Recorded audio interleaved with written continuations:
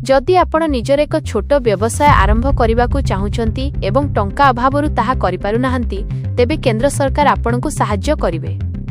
Corona महामारी समय रे रास्ताकड़ विक्रेता बा उठा दोकानी माननक पई आरंभ होइथिबा पीएम स्वनिधि योजनार समय सीमा को सरकार एबे मार्च 31, 2030 पर्यंत वृद्धि करिसंती।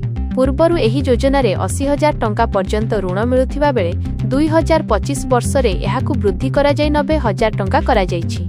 एही ऋण संपूर्ण भावे बिना ग्यारंटी रे प्रदान करा जाउछि, जहा क्षुद्र व्यवसायीक पई एक बड़ आश्वस्ति साजिछि। एही योजना अधीन रे 90,000 टंकार ऋण 3टी पर्याय रे मिलिथाय। आवेदन मंजूर हेबा परे प्रथम किस्ती रे 15,000 टंका प्रदान करा जाय। एहाकु निर्धारित समय मध्य रे परिशोध करिबा परे द्वितीय किस्ती रे 25,000 टंका एवं शेष रे तृतीय किस्ती रे एककालीन 50,000 टंकार ऋण मिलिथाय। एथिपई कौनसी जिनिस बंधक रखिबाकु पड़े नाही। आवेदनकारी निजर आधार कार्ड नहीं जेकोसी सरकारी बैंक रे किंबा निजे मध्य फोन रे आवेदन करिपारिबे।